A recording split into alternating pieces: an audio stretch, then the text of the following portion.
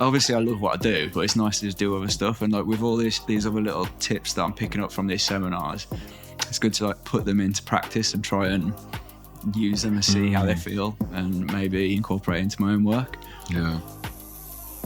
And that's the only way to kind of get better, is to actively seek it out. There's a lot of stuff you ain't gonna figure out on your own.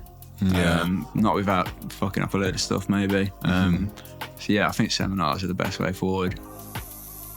There's more and more people wanting to be tattooers as well. You have a lot of people just doing it from their own bedrooms and stuff like that, just because like anyone can buy a machine and just charge 100 quid or something, and it's easy money. I think I've been quite fortunate in that I've never been dealt too many shitty hands, I suppose. I've never really had too much stuff to kind of try and get over or get through or whatever, like personally or in my career. It's been quite an easy ride, I guess, so far, which I'm very grateful for. Hello and welcome back to the podcast. I'm Alex Lloyd and this is a 21st Century Tattoo. Bintt, how are we doing? We're doing all right. Good, thank you. I'm sweet, man. Thank you so much for having us down here. No worries. I've been trying to get this in the diary for a while now. Yeah, it's been a while. As you know, I messaged you a long time ago. Yeah, it's been a while, yeah. But obviously, what with opening the new shop, and I think you got married as well. Yeah. You've had a busy year, mate. A lot on. Tell me a bit more about it.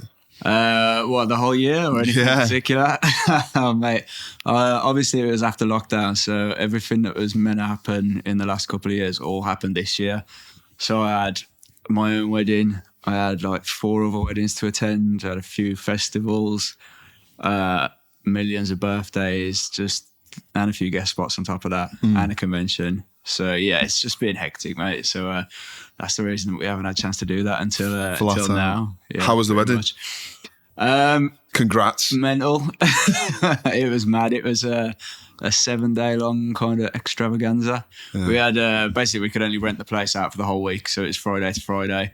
We had the actual wedding from Monday evening to Thursday, but we had people arriving from the Friday kind of thing. So it's just like get there, bit of a party, Saturday set up, bit of a party, Sunday, same again. And then the wedding went all right. There was no hiccups or anything.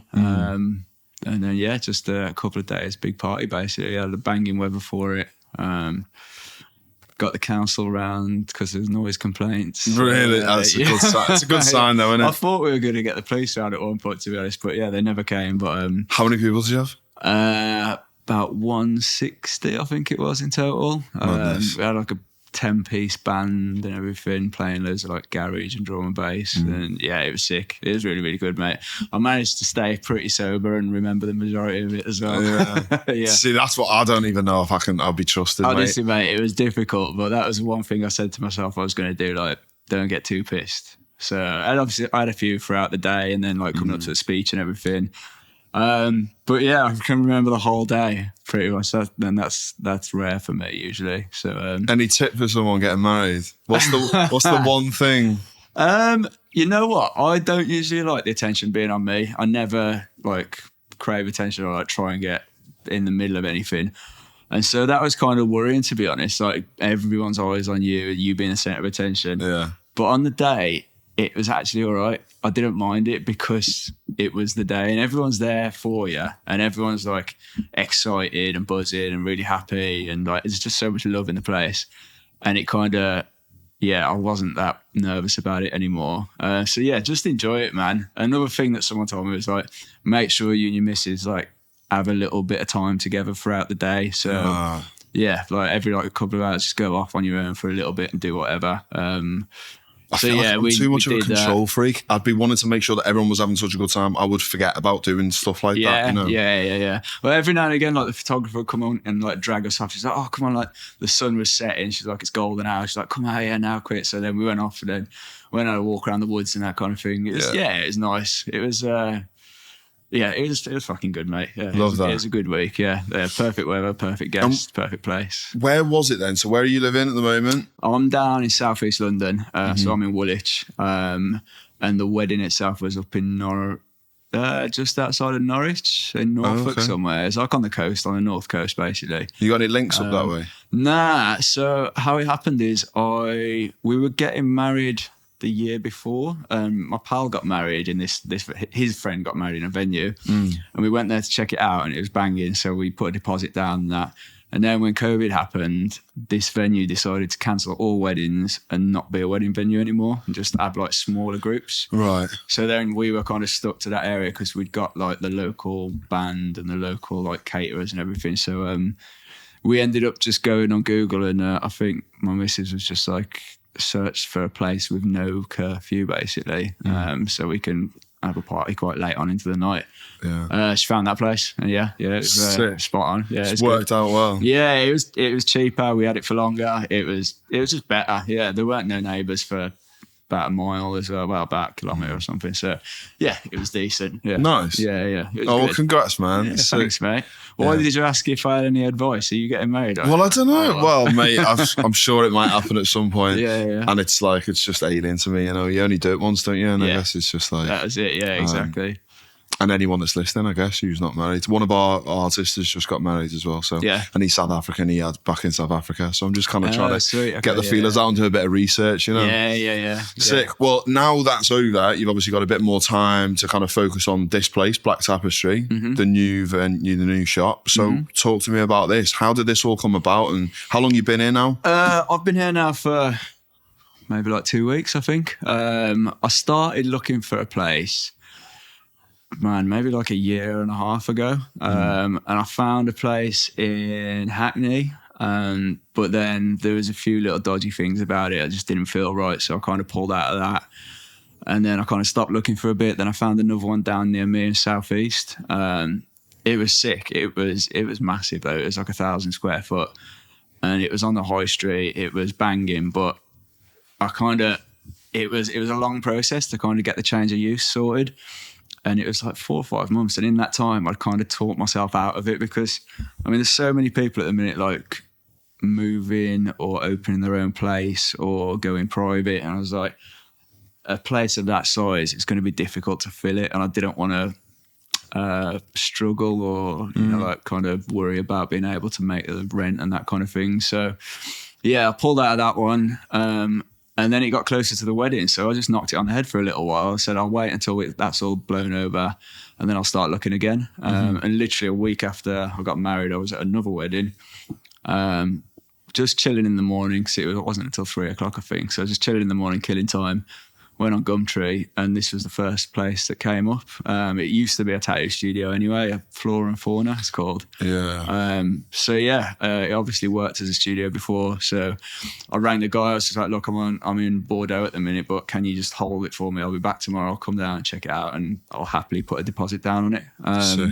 So that happened. So you knew what you wanted. You had it a kind of size and location in mind. Yeah. I wanted. Size and location it didn't really matter too much, I guess. The size, the location not massively, but it's handy that it takes me like 20 minutes to get to work. It's just one train from mine to here.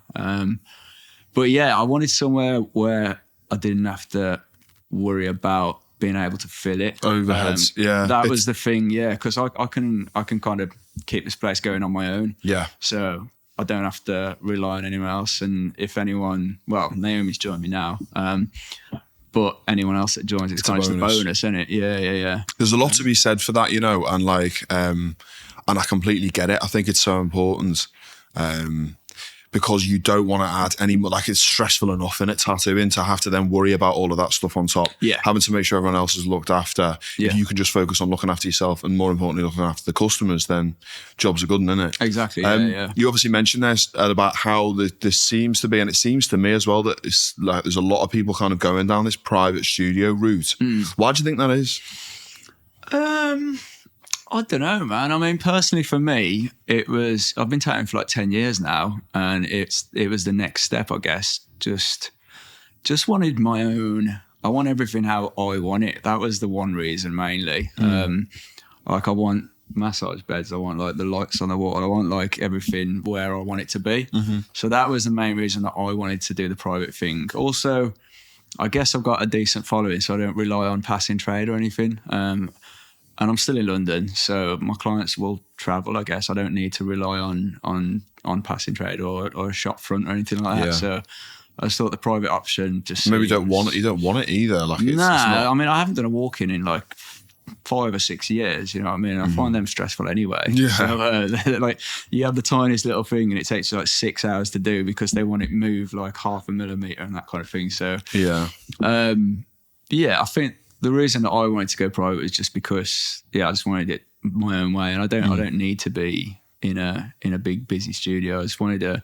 Also, I've never done it. I just wanted to see what it was like. Yeah. I've always worked in a big busy shop, so I thought it'd be nice to just do it on my own and see what happens. It's just a nice journey, like not knowing exactly what's going to happen next, and just kind of just like going at it with like open arms and seeing how it goes and where it takes you. I think that's the reason that I wanted to do it. I guess other people may have a similar reason, or it's cheaper as well, to be honest, to do it this way. Yeah, but like you said, the pressure's off, isn't it? Yeah, you know what I mean? Yeah, because I don't have as many outgoings or whatever or overheads in that. Doing it this way, I can focus more on spending time with the client and making sure the designs are better, or just giving them a better experience. Rather than worrying about like got to charge this amount because I've got to pay this amount and this, that, and the other. I think that might be another reason why people are doing that.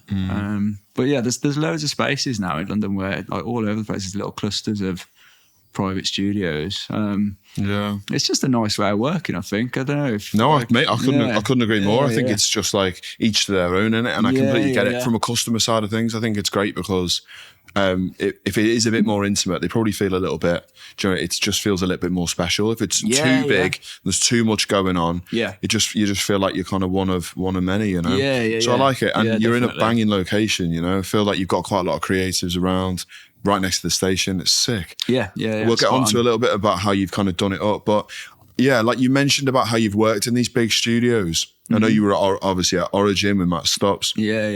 Talk me through how you got here then. Take me back and how did you really end up kind of at this point in those other studios, going from learning to tattoo and kind of moving forwards? So how did it all begin kind of thing, and where it all started? I've been tattooing for about 10 years now. It started back in Birmingham. I probably picked up a machine about 13 years ago. I just got a little eBay jobby from, I don't know, little like one of those little boxes or shitty machines, and just started tattooing my mates in their houses and stuff. Just did it that way. Got an apprenticeship in the end, and I worked in Birmingham for a little bit, but it was one of those studios that's run by like a businessman. So it's just like about money. It's just about money. Didn't get to do any of my own design. It's just like you go in, this is what you're doing, and then next. So I left there, moved down to London. It's funny actually. So where we are from the station, if you go to the station and go the other side of it, the same distance. When I first moved down to London, I worked in a shop there. It's not actually a shop. It was a dude. He lived in a terraced house, the end terrace, and he converted his garage into a tattoo studio, and it was licensed and everything. It's called Ink Stars, I think it's called. Okay. And is it not still there? I don't know if it's still there, mate. I'm not sure. You have to wander over. I should do, mate, one day. I don't think he'll want to see me though. That's the story for another time. Nah, I'll get onto it, mate. So I saw an ad somewhere. I don't know where it was, but there's one guy that worked there, and he was leaving, so he needed someone else. So I was like, there was nothing else around at the time for me, like no other options. So I met up with him. I went there, I worked there for like a couple of months. It was in summer, so like this garage, it didn't have a window, it had a door. So I keep the door open in the summer so you can see it looked straight onto a school as well, which is even weirder. And you get a little bit of passing train, not too much. And then like after a couple of months, I was just like, what the fuck am I doing here, man? It started to get colder, so I was like, I've got to shut the door. And then I'm like, I'm just sat in a garage. Like, no one knows I'm here. What am I doing in my life? And then I saw Sam Ford in Silver Needles was advertising for a new artist over in Essex. So I got in touch with her. I went over and had a little interview and that, and I started with her a couple of days later. On that night, I went round to this Ink Stars place, just took like a bag and just got all my stuff, put it in there, and just like posted the keys back through. I just kind of bailed out of there. The guy was a bit of an idiot, to be fair. We didn't really... He wasn't my kind of person, let's put it that way. So yeah, just went around there one night. I had to like do a little ninja stealth, like go in there because he was asleep upstairs. How did you end up there then, coming down from Birmingham? Like, so I moved from Birmingham because I was seeing a girl at the time, and like all my pals were moving down to London as well. Oh, okay. And I was looking for a job in a shop, but I'd only been tattooing for like 9 months at that point, so I wasn't very good. But it's more about the move and then working out when you got here. Yeah, exactly that. Yeah. And that was one of the only places that I kind of found, to be honest. In the first place that I found, I needed somewhere to work, so I just took that. So you've dipped out of there. Yeah. You've gone to... So I went to Silver Needles after that. And I worked there for like 3 years. So I'd travel from Stratford in East London to Essex to Southend like 4 times a week. And that was like an hour and 20-minute drive each direction. And after a while, I was like, I'm doing it backwards. People usually like do this the other way. They'll live out in Essex and they'll travel to London. So then I started looking for somewhere in London to work instead. And that was when I joined Parliament. So I was there for like 3 years after that. And then it's just like the same with any artist. I think you get itchy feet after a few years. You just want to... Also, that coupled with the fact that I moved house. I moved from where I was, I moved down south. So the commute went from like half hour to an hour and a half. So I was just looking for somewhere else. And then I noticed that Matt and the boys had just opened Origin. I'd never met Matt before or anyone, so I just thought I'll just give them a shout and see if they're looking for a new artist. Like we spoke briefly on Instagram and that. We knew of each other, but we never met, or our paths had never crossed. So just went down there, had a little meeting with them, and then started there a few days later. I was with them for like 2.5 years maybe. But yeah, like a year of that was COVID and lockdown and stuff like that. But yeah, I had a lot of fun with them boys. It was really cool shop to work at. I think I first caught wind of you when you were at Parliament, and obviously quite like a prolific studio in London, and it quite early on in your career, relatively at least. Yeah, like you know what I mean. You must have picked up tattooing quite quickly, and you're obviously very talented at what you do, and you've nailed your style for sure. Yeah. How and when did you realise that you kind of had that? You know, I mean, there must have, even really to actually physically go on eBay and buy the kit. Was it just a curiosity, or were you like always set on creating that stuff? I was always into art when I was younger. I did it at school, but then, you know, you get to like 15, 16, I kind of started noticing girls and that then. So I was like, I don't need to do any drawings. What's the point of this? And then when I was like, I got my first tattoo when I was 18. And I think I was like 19 or 20. And I was just like, I didn't really know what I wanted to do with like career-wise or anything. So then I, bought the kit off eBay. Just thought I'd just give it a go and see how it happens. And I ended up really enjoying it. So that was kind of how I got into it in the first place. But then the kind of style that I've developed, I guess, because I used to do a bit of like trad and neo-trad. Yeah. And as I was doing those designs, I was starting to put a little bit of geo stuff into that. And then the more I was doing that, the more people were seeing it, the more they wanted that and then just that.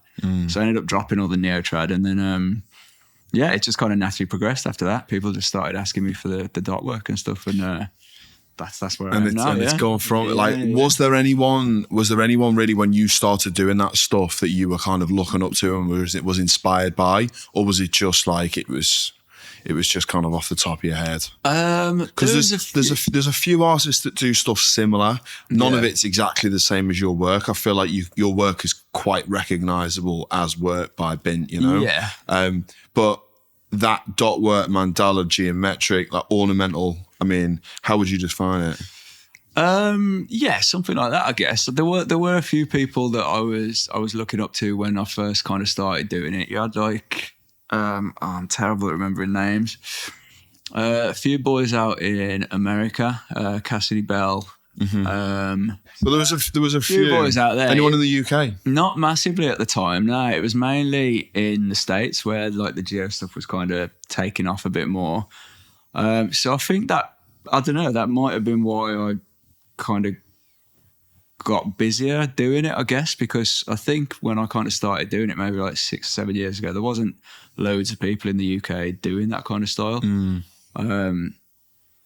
there's quite a few like really good ones now. But yeah, back then there wasn't too many people doing it, so I think that's why I got a little bit busier doing it, basically. Yeah. Yeah, nice. Like the stuff is quite big scale, isn't it? And how is that your favorite stuff to do? If you could, I was going to say, like if someone came to you, if a client came to you and gave you the ideal project to work on, what would that be? A full-on bodysuit, a naked body, and just like do what you want. Literally do it full free reign. That would be ideal. Yeah, obviously I'd do it. I wouldn't go crazy with it and have loads of weird shit on there, but I would. Yeah, just some bad boy symmetrical. You know, like he used to be called Louis Inc. Black Symmetry. I think he's in France. Is he maybe or somewhere? I'm not sure. Yeah, like the stuff that he does is crazy. So I've never done a bodysuit. I do like big pieces, legs, arms, torsos, and that. But yeah, I'd love to just have like a blank canvas bodysuit. But that's like once in a lifetime that comes along, I think. So if anyone's listening, there you go. If anyone's up for it, yeah. You follow like Black Prada, you know, the sort of solid black bodysuits. I did. You know what? I did follow him, and then I stopped after a while because all this shit kicked off about him a few months back, and I didn't really want to watch him air his dirty laundry all over Instagram, and I was just like, I'm just gonna sack that off for a little bit. Yeah, I just didn't want anything to do with that. But I haven't seen his work for 6 months now. So, but yeah, he was someone I looked up to. I said to you earlier on, I was going to get my arm blacked out. I was going to go to him to get it done. I was speaking to him. I actually put a deposit down. Then I changed my mind in the end anyway. And then all that stuff kind of came out. I was like, I'm glad I didn't. Yeah. So, but yeah, his stuff's sick. I've watched his seminars and that's how I've kind of like picked up a few tips of how he does his stuff. So I kind of it's a difficult one, isn't it? It's that question of, can you separate the artist from the work? You know, you look at like famous musicians and stuff who've like disgraced themselves. And it's like, can you still did a banger? Can you look at their like talent and their work as a separate thing, or does that come as one package? Michael Jackson, R. Kelly. Can you like appreciate it for what it was? Do you know what I mean? Yeah, both of those people that you said, I do like their music basically. I mean, that you can't deny that they had some banging tunes. Same with Prada, I guess. He's fucking good at what he does. But yeah, I didn't want to, like I say, watch him go through all that and just see all these posts about that kind of stuff day in day out. I was like, I don't know if he did or he didn't or whatever. I didn't keep up with it basically, but I just didn't. That's not what I want to go and look at. I mean, no, it makes perfect sense. Nothing to do with me basically, but yeah, no, I think his page is private. I was going to follow him again, but I didn't really want it to come up like, oh, Bintt's trying to follow you, and he'd be like, nah, mate, fuck off. No, fair enough. I love it. Right, let's get on to sponsors. Right. So Panthera, yeah. Killer Inc. Yep. I've recently I've just been sponsored by them. Like incredible guys. Like I love the whole brand, you know. And I've only ever used Killer anyway, so that was like a dream come true. Imala as well. Yeah. And I noticed, is it NBO Autoclaves? Yeah. Quite a rogue sponsor. How did that happen? I was up at Dark Horse in the Midlands with Rich Harris, because he's like one of my old pals, and I guest at his shop quite often because I'm from around there. So I'll go up and see family and I'll guest at the same time. I went up there one time and he had one of these MBO autoclaves, and I was like, oh, where'd you get that from? He's like, I just asked them. He's like, I just asked them if I could have one, and they gave him one. He's like, just ask him. So I was like, all right, what have I got to lose? So I messaged them. I was like, oh, would you be up for like doing a sponsorship thing? And they were just like, yeah, sound. So then, I just got sent one of theirs, just being cheeky, I guess. Like, yeah, that's how I got that. Are you, so you're not a single-use disposable cartridge man? I use carts for dotting and fine lines and some like small mag work. I think them Imala ones only go up to 15 mag anyway. Yeah. I'll use that for like shading and that, but any large lines and large packing and stuff, I'll just use regular needles. They just work a bit better. I think they hit harder, they heal better, you can work quicker. Yeah. My cartridges I like. I mean, maybe one day they'll create a machine that pushes the fat lines and the fat mags like I like, but it's just I don't know, the Cubans that they just got that snap with a proper needle that you just don't get with carts. Yeah. Talk me through the setup then. So you're a Cuban, you like your coils. Yeah. Did you learn on coils? I did learn on coils, I think, back in the day. Yeah, with my shitty little eBay jobbies. Yeah, I learned on them. So it didn't follow up with an apprenticeship. It was more just kind of learning as you go. I did do an apprenticeship. Yeah, I did an apprenticeship at a place called, what was it called? Underground in the Midlands. There's a few of them, I think. Oh, fine. Before you moved down here. Yeah. Before I moved down here, I did that for only 6 months. But I quit that and I went travelling for a few years. And then when I came back, I kind of started off apprentice level again in a different shop. But yeah, coils it was at the beginning, and then moved on to the rotaries like Rotary Works and Bishops. I feel like everyone starts on Rotary I've still got a Works. few in there. They never get used, but it's nice to keep them. Yeah. And yeah, so it's Cubans, sidewinders for the large lines. I use Mickey Sharps for packing. And I used to use a Mickey Sharps collar packer. that was the first machine I ever had, a Mickey Sharps. I wish I'd have kept it, but I think I sold it like ages ago, man. I've got one sat in the drawer still. Have you? Yeah, I don't even know whether I could still salvage it. Probably, It's mate. I rusting think those away. things last forever, don't they? Yeah. Yeah. Yeah, You know what though? I don't know how to tune them. I really need to Yeah. I'd love to do like a course or like find an artist that does seminars on how to tune coil machines properly. Because I'm just not technical at all. I'm really not. If something don't work, I just buy a new one. Yeah, It's it really sounds bad. like me. It's really I bad. haven't got time for it. No, It's- no, that's it. But with the course, I want to learn how I know a bit about it, but I've never built one myself, which a lot of artists have, even ones that don't even use them. And I feel like I skipped a bit. I should have learned that kind of thing. I mean, there's always time, but it's just man. it's not high up on the list at the minute. But That's it. I'll get there eventually. Can you ever see yourself maybe passing down your knowledge now onto someone else? Have you had any apprentices in the past, and would you have one? I'd be open to it. Yeah, maybe not right now. But I mean, now that I've got a space of my own, yeah, definitely. Heard it here first. Sorry. I said you heard it here first. Yeah, I would. Yeah, not right now. I don't know, Matt. I don't know. Like you say, I've got a lot going on all the time. I'm hard to pin down, I guess. So, but then again, one thing I always do is come to work on the same days every week, pretty much. So I could have an apprentice, definitely, and I probably would at some point in the future. But yeah, not right this moment in time. Maybe in a year's time, once the studio is a bit more established and that. Yeah, I'd definitely like to. It's not something I wouldn't want to do. Yeah, I'd definitely like to pass on knowledge for sure. How do you find those Imala carts? Because I keep hearing a lot about them. Yeah. I hear good things, yeah. I like them, man. Yeah, they sound. I don't use a big variety of their needles, to be honest. I use Type 5s, Type 3s, and then a few like 9 and 13 mags and that kind of thing. Yeah, I don't really use too many of them, but they do the job. Yeah, they do the job. They don't wobble around. They got good ink flow. Yeah, because I was sponsored by another company, but they never did tight versions of their needles. They just did their normal needles, and you can sometimes see the individual needle pricks and stuff, and the needle kind of wobbled in the end of the cart and stuff. But yeah, these are model ones. They're decent. I presume that you don't want that, do you, for your dot work? Definitely. And stuff? But even when you're doing a nice fine line, you don't want the needle wobbling inside the thing, which a few of the other brands that I use did. You find it does. Yeah. But yeah, they're good, man. Yeah, I rate them. Yeah. Sick. Quite a few people ask me about them. I always say good things about them. Yeah, they're nice. decent.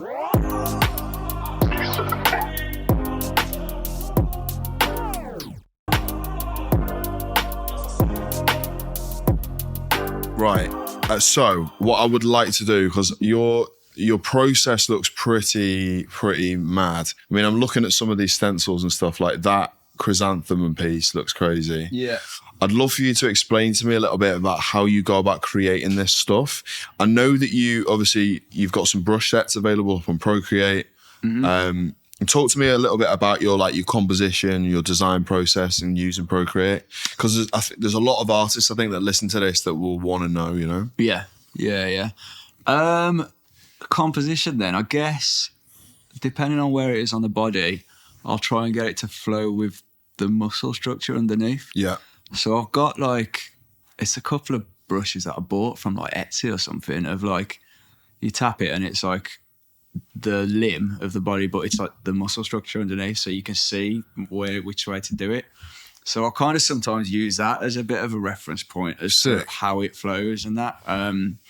Based on that, obviously it depends if the person's got existing tattoos or whatever. But yeah, the usual flow, I'll kind of start with that in mind and then go from there. But then again, I always try and deviate from it a little bit as well, because there's only one way you can do that, and if you don't want to keep doing the same kind of style over and over. Yeah, I feel like that's one. It's something that some artists overlook. Do you know what I mean? It's so important to get it to flow with the shape of the body, and I think some people do kind of neglect that aspect of it. So it's good to hear. Yeah, you gotta have the right balance as well. I think of like, it can't be too heavy, it can't be too dark in areas or too. I just try and keep it like, I don't know, when I'm doing my designs, I usually do like a loose concept. Say if someone wants a sleeve, I'll do a bit of a loose concept. Yeah. And if they're happy roughly with that, we'll kind of go with that as a bit of a base, but then we'll both work on it together, and we'll kind of we'll work out what's the next bit to do after this or something. We kind of, I feel like it's a bit more organic, and then the client feels like they've got more of a say in what you do, rather than like, this is what you're having today, this is what you're having. It's just a bit more natural, I guess, that way. It seems to work for me. Like some of the better ones that I've done, I think, are the ones that you don't really plan too far ahead. You just kind of go with it and see how they turn out. This is what I was going to ask you. Is like, is a lot of your stuff kind of, do you do any freehand? Is it all kind of designed ahead of time? How much of it is sent to the customer beforehand? So say if I do like a sleeve design for them, like often I'll have like the kind of skin breaks and that kind of thing. So I'll have the design on the iPad, and then I'll just like stick a couple of pens together and then just kind of draw that on their arm. So that's pretty much the only freehand that I do. Like I'll freehand a few flowers maybe here and there, but obviously the style that I do, you can't really freehand any of that stuff. Design-wise, I always send it out beforehand. I wonder how many people actually do that, because I know a lot of people show it on the day. Yeah. I'd like to know like the percentage of who does. So I'm trying, because I try and ask everyone. Yeah. I think a lot of people used to do that, and now a lot of people don't, because I feel like people get let down by customers. And then once it's happened to you once, you know, it's kind of like you never do it again. I've been stung with it in the past, where I've drawn stuff up beforehand and maybe even sent it like a week before. Oh yeah. And people will be, I mean, not that I don't have the time now. Yeah. But they'll pass it around all their mates and like get their opinions and whether it needs to be changed, and they will always have stuff that needs to be changed. Yeah. Or worse than that, they'll take it to another artist, you know? Yeah, fair. And they'd rather lose their deposit, take it to another artist, have it done cheaper. Yeah. And like, God knows how it comes out. I guess so, yeah. I don't think... It's a risk, innit? I don't think I've ever had that problem. Yeah, because one of the reasons I send it out as well is so I ain't fucking around on the day, changing it and everything. I'd rather just know what I'm doing, come in, set up, start tattooing. I don't want to spend like an hour or two redrawing stuff, because then you either have to stay late or I don't know. I don't like last minute changes. I like to kind of get it done beforehand, send it to them, and then the next morning I'll look at it again and I'll maybe change it, because you know when you've gone to sleep and you look at it fresh eyes the next day. Yeah, there's bits you notice that you didn't see before. So I always do that as well, because you can obviously make it better second time around. So yeah, I'll draw something. If they like it, sweet. Next day, maybe change it up and then just take it from there, basically. Yeah, nice. Yeah. I guess it helps with your style as well, you know, because, I mean, how many elements do you try and, like, is there a way you try and do it? Like, I'm just, because the style that you do is a lot different to what I do, you know? Yeah. Are you focusing on, like, primary elements and then, like, other bits with the geometric? Like, talk me through how you maybe created that peony shape. Was that like with symmetry, and how are you doing it? Yeah, with that peony thing, I think I drew that on the app called Geometrica, and I just used the symmetry tool. So obviously the center of it's like quite mandala-esque, and then I just changed it to like one symmetry, but you invert it a bit, so it kind of, what's up there is down there, and vice versa. I don't know, I was just doodling, mate, to see. Like, I think I drew that. I'm really drawn to that one. I love that. I think it's sick. Where did it go on the body? On his arm, mate. It looked really cool, actually. I drew it in lockdown, just as like a concept. And then the fellow that I had in today, he messaged me. He just said, I just want mandalas and flowers on my arm. I'm like, is there anything you don't want? Like anything more you want to give me, or are you happy for me to just go with it? And then he was like, oh, I don't want like too much black or this, that, and the other. I'm like, okay, that's the start. So then I had that I was sitting, and I was like, I'll just send it over to him and see if he likes it. And he did. And then we ended up doing that and then putting black behind it as well, which is what he said he didn't want. So sometimes I think once you're there on the day, like you might think you don't want something, but like it works well with the design. It breaks it up better. It gives it like another element to look at, you know what I mean? Yeah.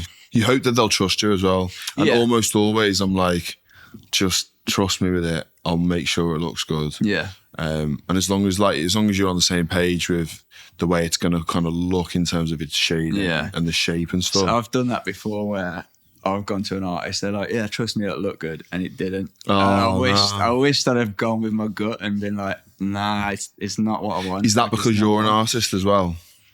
Yes. That's the reason that I don't get my own style on me anymore, because that piece that I had was in the kind of style that I did. And then as soon as it was done, I was like, nah. Straight away. Yeah, I was like, it's not really like that. And so that's why I've never got any more of my style on me, because I'd just be picky about it, I think. Yeah. And also I started off getting like colour tattoos. I got loads, and it would be like filling it in with my stuff. It's like, I'd rather just have like more stuff that I don't do, that I can't do. Just get other artists that are great at what they do that is impossible for me to do, and just have that on me instead of my own kind of style. Yeah. Do you think it's difficult for clients? I mean, maybe it was easier for you.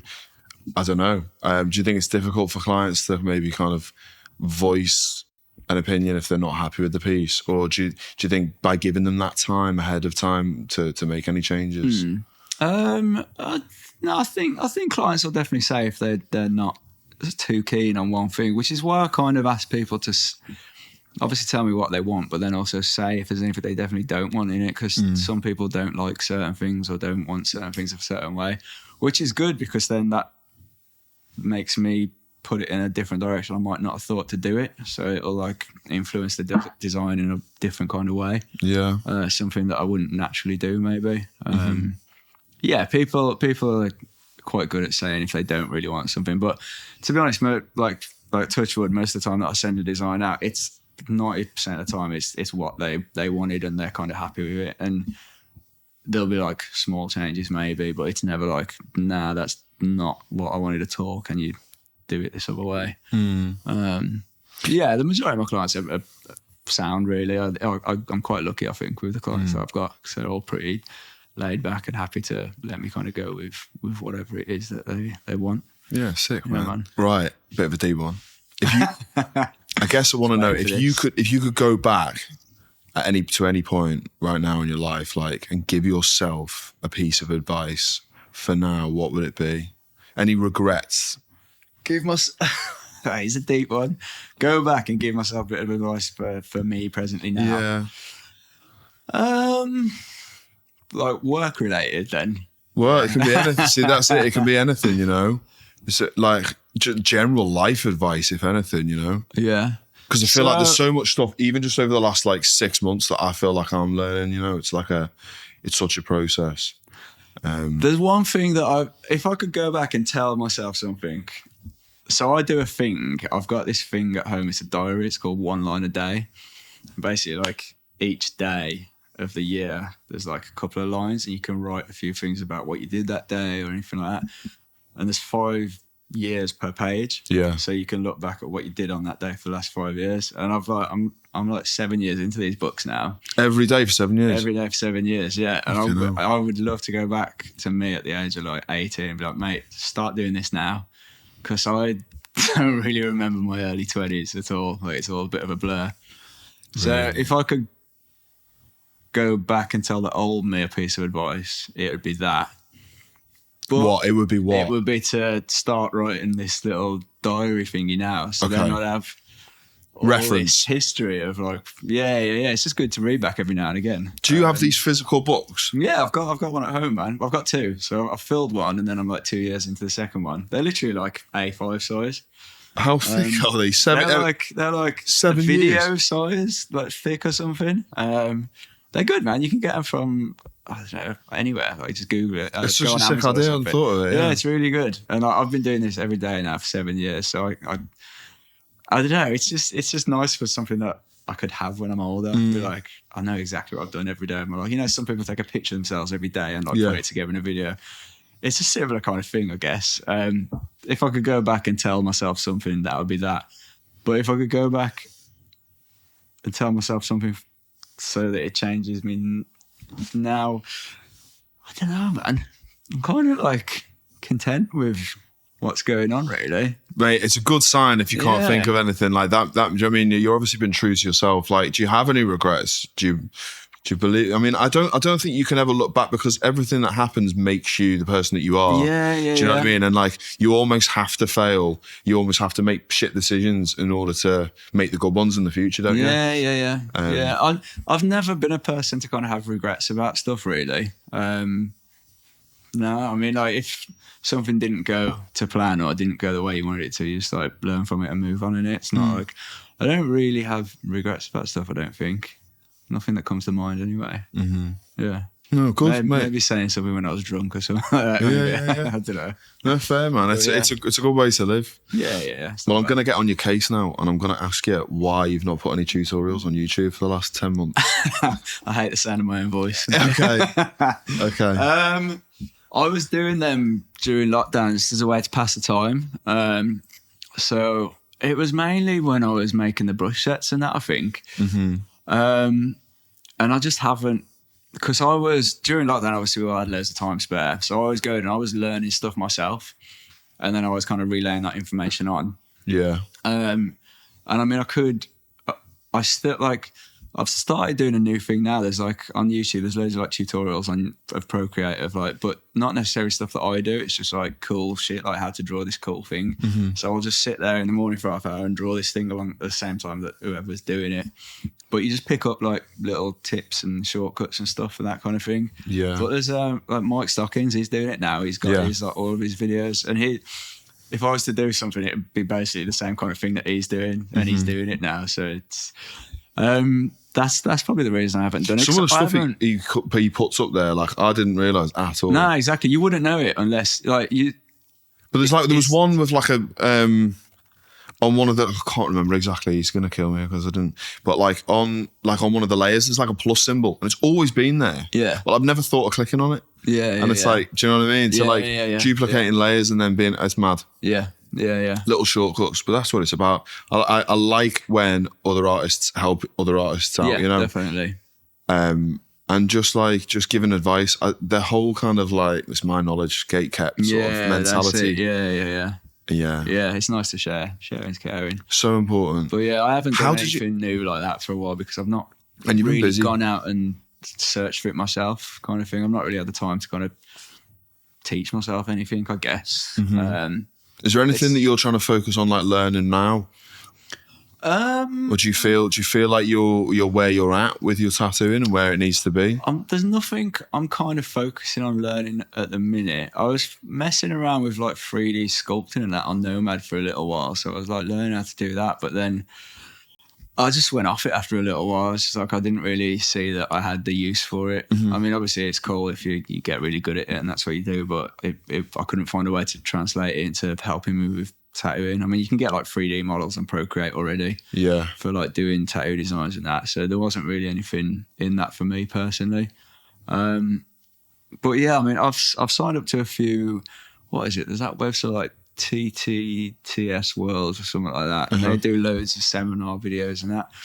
So I've signed up and I got the package of that, and I'm slowly getting through all the seminars on there from all the different artists that do all these different styles and that, just to, in case there's little bits I can pick up that I can put towards my own work. So I guess that's the thing that I'm doing at the moment. Yeah. How important are seminars for artists, do you think? I think they're I've only recently started watching them. It's mad. Like literally the first one I ever watched was about 6 months ago. And it was a free one on that website actually. It's like a little 3-hour of a geezer doing like what was it, like a black and grey portrait of someone. Yeah. Because I used to do portraits back in the day, but this is before carts came out and that. So I'd like to have another go at it now. But now there's all the modern kind of machines and the modern kind of needles. Softer hitting. You Exactly, should, man. Yeah. I'd love to give it a go, but like I don't even have the photos of the older stuff that I used to do anymore, so I can't even show someone like, oh, look what I did. What about banging out like 3 or 4 fake skins of like? Yeah. Do you know what I mean? Like that was why I did a little thing on Instagram the other day, like a get what you get tattoo. Just like someone can give me like an idea, and then I can just do whatever I want. Because I'd like to. Obviously, I love what I do, but it's nice to just do other stuff. And like with all these other little tips that I'm picking up from these seminars, it's good to like put them into practice and try and use them and see how they feel, and maybe incorporate into my own work. Yeah, I'd love to see some of your black and grey stuff, man. Mate, I don't have the pictures. I don't know where they are. I'm not sure where it went. They used to be on Facebook, but they're not on there anymore, and I don't have, because it's just so it's worlds apart from your stuff. Yeah. Because the shop I used to work at in Brum, that was like a mainly black and grey shop, so it's mainly like really just sleeves and stuff like that at the time. But yeah, I did quite a lot of like black and grey portraits as well. But I've got a few on my mates from back in Brum that obviously they've still got them. Yeah. Did like a Walter White and like Cheech and Chong on my mate. Yeah, and they were all right, you know. Like I'd still rate them that. I think they're decent. But yeah, I'd like to put some of the stuff into practice that I've been like picking up from these tutorials and the seminars and that kind of thing. It's just finding someone that's up for that kind of thing, I guess.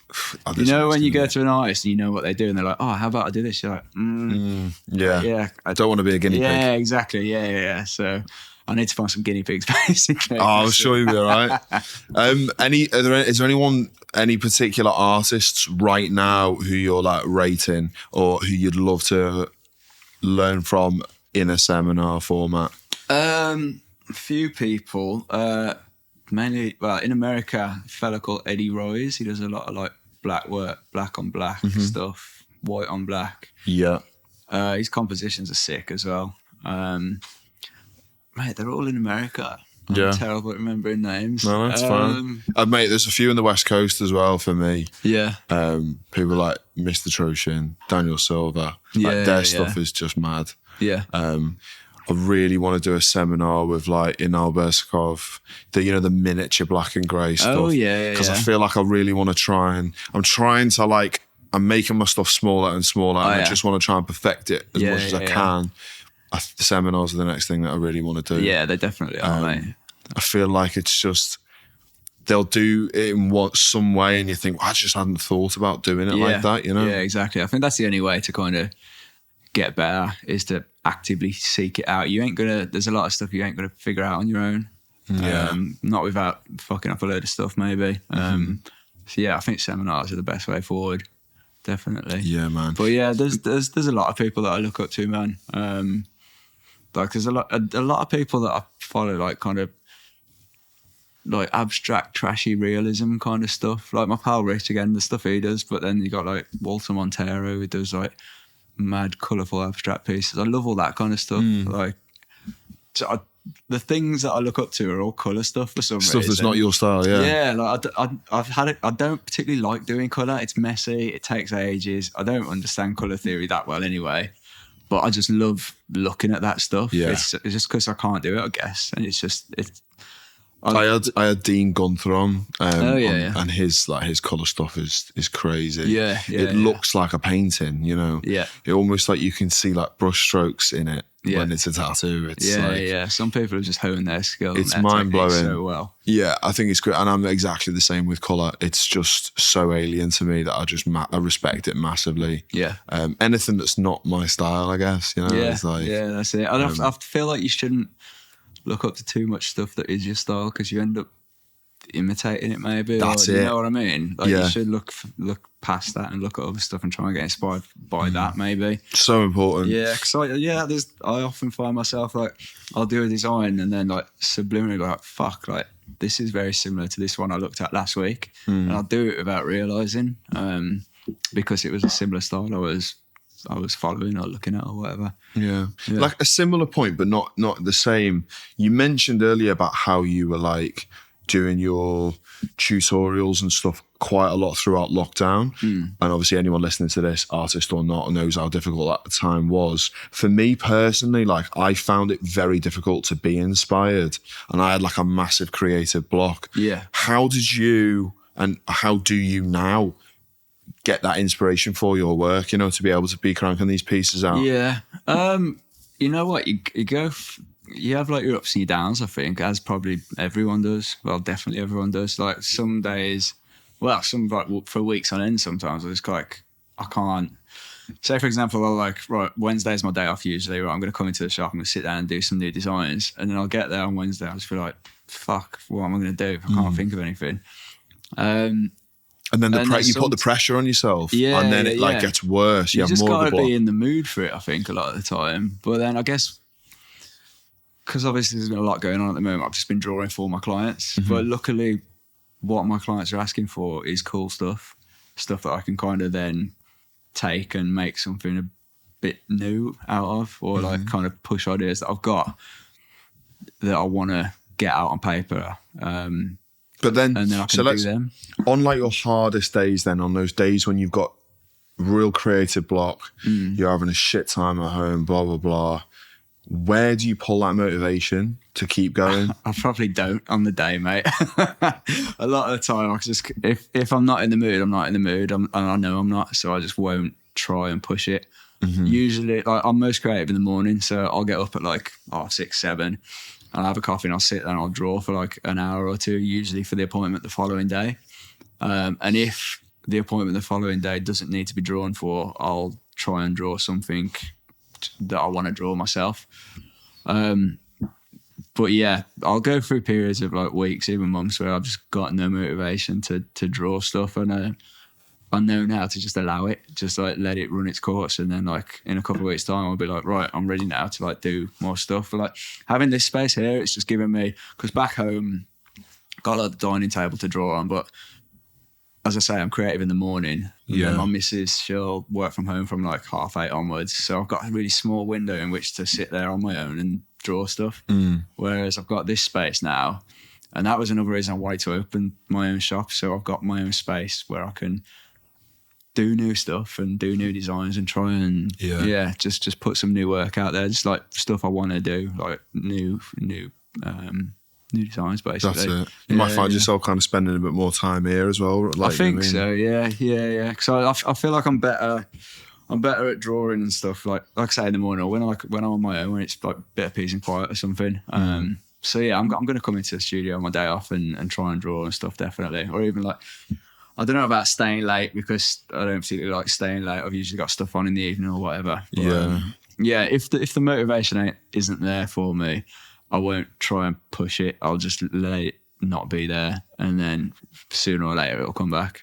Just in the meantime, I'm lucky that I've got clients that are asking me to do cool stuff, so I can draw for that and put my ideas into that instead of trying to come up with a brand new sleeve or a brand new chest piece or whatever. I don't try and push it. I'll wait until I am inspired. If I'm not motivated or not inspired, I won't sit there and draw, because I'll just annoy myself probably for not being able to do it. So important. See, now this is something that I kind of struggle with, and I think anyone who's self-employed, tattoo artist or whatever who's listening might find is a challenge, you know, is how like work and life just kind of bleed into each other. I'm struggling with like burnout and all of this sort of stuff. And I guess I kind of want to know how I noticed that you kind of open your books for a bit, close them, open them again. Yeah. Is that how you manage to avoid or separate work from general life, you know? Yeah, it's one of the ways, I guess, because I used to work 5 days a week and I knocked that down to 4. Because I used to do Tuesday to Saturday, like I guess a lot of people do. And then I changed it to Tuesday, Wednesday, Friday, Saturday. And now I've done it Monday, Tuesday, Thursday, Friday. So work-life balance is really better. You don't feel, like you say, burnt out. So obviously you work for 6, 7, 8 hours a day or whatever, tattooing, and then you've got a couple of hours designing as well for the next day or whatever. So if you're doing that 5 days a week, you'll get to the weekend and you're knackered. But like me, I've usually got a lot going on the weekends or evenings. Like living in London, and I've got like a fairly big friendship group that's always doing stuff. The only way for me to not burn out is to just stick to 4 days, I think. And with the diary stuff, I'll do 3 months at a time. One, so I'm not constantly answering emails, and two, just because I don't know what I'm doing more than 3 months down the line. I might want to, like you say, you might feel burnt out, you might want a week off, and if you're booked up for 6 months, you're like, how am I going to take a week off? And then you stress even more. I don't know how I don't know how these people, how these artists or whatever do it, because I was doing the same. I would book. I got obsessed with just booking and booking and booking, because I think customers find it impressive. If you can say, well, I've got like a 7-8 month wait list.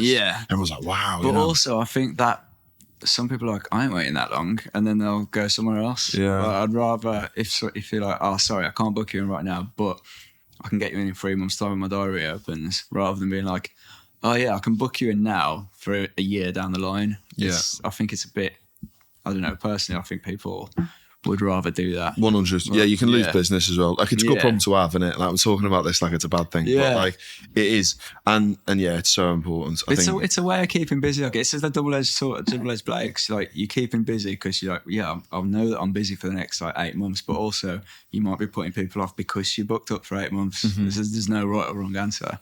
But yeah, I just find it works better for me just because open it for a week, do all the emails, smash it, and then don't have to do it again for the next 3 months. That's the way I do it. It seems to work. With bookings and like your popularity, you've got a big following on social media. You're very good at what you do. In the industry itself as well, what have you kind of noticed has changed? And I feel like it's changed a lot since COVID. How is tattooing evolved, and maybe where do you see it going in the next 5 years?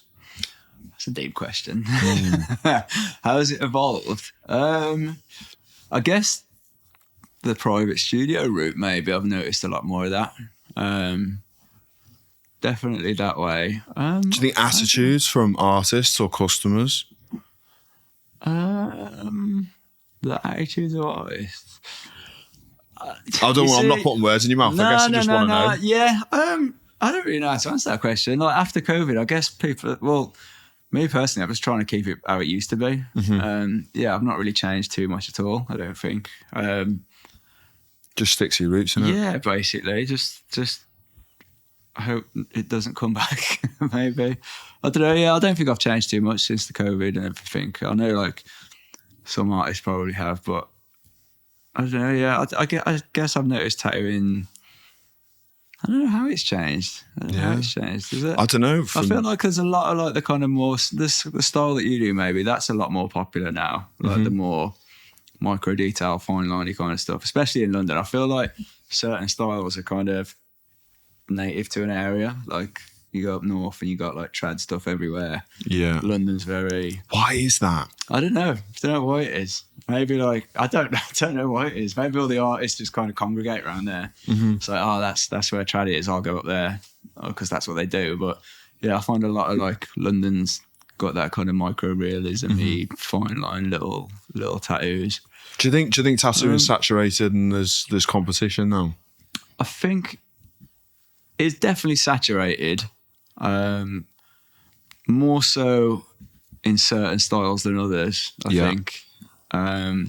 For me personally, like, I don't think there's millions of people doing the kind of stuff that I do in the UK. So I don't think for me it's too saturated. But obviously it is there's more and more people wanting to be tattooers as well. You have a lot of people just doing it from their own bedrooms and stuff like that, just because like anyone can buy a machine and just charge 100 quid or something, and it's easy money, and people are happy to pay 100 quid for something that, I mean, you get like those kind of prison style tattoos that are like popular that are meant to look a bit shit, and anyone can do that. What's that, like, maybe ignorant style, whatever they call it? I don't know. It's not for me personally. Some of it is clean. And it's it's obviously like the ability, like the line work is spot on. And perfectly. It's just been done a bit shit. It's been made to look shit. But some of it, you're right, is just been like passed off as shit. I don't know. I can't do a proper line, but yeah, it's meant to be that way. I don't know. I guess that kind of style's it's a bit more. trick. This is the thing with the industry. It's like it's difficult because I'm all for like creatives. Like I want to express myself. People like doing stick and pokes on the mates and like buying tattoo machines on eBay. Is that a bad thing to do? Some artists would say you should never do that. You have to get an apprenticeship. Blah blah blah blah blah. Yeah. But like I don't know. You know, if that's what you want to do, if it's what you want to do, then yeah. I mean, I've never been one to tell anyone to do anything really. If that's what you want to do, then do it. Like, I'm not gonna. Obviously, if you're going around charging people like hundreds and hundreds to fuck their arm up, then that's not cool. But yeah, I don't give a shit what you're doing really. If you want to do that, then do it. Like with like the industry, I don't particularly pay too much attention to it. I just kind of like do what I do. Like, I've got my tattoo mates, so I'll guest at their shops all the time, and like most tattoo artists have got like their own like circle of tattoo friends. They kind of bounce off and everything all the time. And I just kind of just stick to that, I guess. And obviously meet new people and new things, but I just kind of just get on with it and just have a nice time, really. Yeah, good for you. Don't like getting mixed up in all the politics and all the nonsense that happens. Yeah, it's quite refreshing. It's nice to meet someone who's just like, you know what I mean? They're kind of. I'm just quite laid back, really. I just don't. No, I ain't got time for that. Yeah, no, fair enough. It's good. Yeah. And this is what I'm trying to do with the podcast, you know. I want to go out and I want to meet other artists and get their view on stuff, you know, because some people are very opinionated and have got like a real set idea on how it should be. Yeah, some are super chilled like yourself, you know. So it's you must meet quite an array of people, man. For sure. And like there's no right or wrong answer. I'm just here to kind of understand your take on it all, you know, because everyone sees it from a different perspective. Yeah, definitely. Anyway, let's talk about you and what you're excited about right now. This is 2 weeks old. Like, what have you got lined up? Have you got anything exciting on the go? So with this place, I've just advertised for another artist. I've got a third station here. Got Naomi working with me a couple of days a week. I want to ideally get another person in full time if possible. Because I enjoy working on my own, definitely, but it's always nice when other people are around just to like fill the space a little bit more. So advertising for another person or a couple to do a couple of part-time bits. I'm messaging people and we're sorting out guest artists as well. I just want to kind of get it known and get people kind of come into it a little bit more, just establishing it a little bit more and giving it a name. Excited about that. Excited about a few conventions next year. What have you got lined up? I've only put my name down for that UK TTA one. I'm going to be there. You're going to go, yeah? Yeah. Yeah, sick. Because he has like supported me from day one. And obviously it's my home city, so it'd be good to go there. I'm actually doing, no one knows this yet, but a couple of days before that, me and Little Nick are doing a collab. So we need to find someone for that. So if anyone's listening. Where are you going to be doing that? At his new studio that's opening soon. Okay. Up there, yeah. We're going to do a 2-day collab on the couple of days before the convention. Free reign, Lego, mixed style, full leg. Yeah, just like his black and grey and then my dot work stuff. Goes well together. Sick. Nick's safe as well. He's got a new studio coming as well, which is Bad Boy. So yeah, it'd be nice to just go up there and bust that out. Nice. I'm going to do that one. I think it's just happened, that one in Marmaris in Turkey. A few of my mates went to that and said it was sick, so I might do that as well next year. Adam's thing, yeah. Yeah. I'd like to just do stuff I've not already done. I missed out on going to the London one this year because I was in Croatia, but they've still got my deposit, so I'm doing it next year. Fine. It's literally one stop from my house as well, so it's fucking sweet. It was cool, man. I enjoyed it. Is it good? Yeah, it was good. Yeah. Like that Excel Centre is sweet as well. It's a good Excel's sick, and considering it was the first one, like they nailed it. It all kind of just seemed pretty flawless. Yeah. It's the guys that do tattoo tea party. Is that right? It's the same boys. It was Total Tattoo and Yogi. Yeah. It is. Yeah, it's that one and the one in Dublin, maybe. Okay, the Titanic. Possibly. It's the same. I think it's the same group. I do want to do Tea Party next year. I've got UK TTA lined up. Yeah. So sick. If anyone listening to this wants to get booked in with you right now, how long they got to wait, and obviously they can find you at Black Tapestry, South East London. Yeah. Or at guest spots. Yeah. My diary's open at the minute. I've got like a handful of spaces left for the next couple of months, and then when they're full, it'll close. And it'll reopen at the start of January for Feb, March and April. Okay. And then I'll just keep doing it that way. So yeah, if anyone wants to get booked in, then they can give us a shout. I always reply to emails, even when my diary's closed. I'll reply to emails. So even if you want to ask a question or whatever, then feel free to drop a message and I'll get back. Maybe not straight away, but I will. He's a busy man. Love it, man. Sick. Okay, cool. Yeah, bro, it's been great. So the only other thing that I really wanted to get is the guest questions. Yeah. And you were left a question from the previous guest. Who was that? I can't tell you. You'll know when it's released. All right, okay. Okay, it's a really good one, to be fair. Yeah. So that was... What was the most challenging or difficult part of your career and why? It's a hard one to ask, man.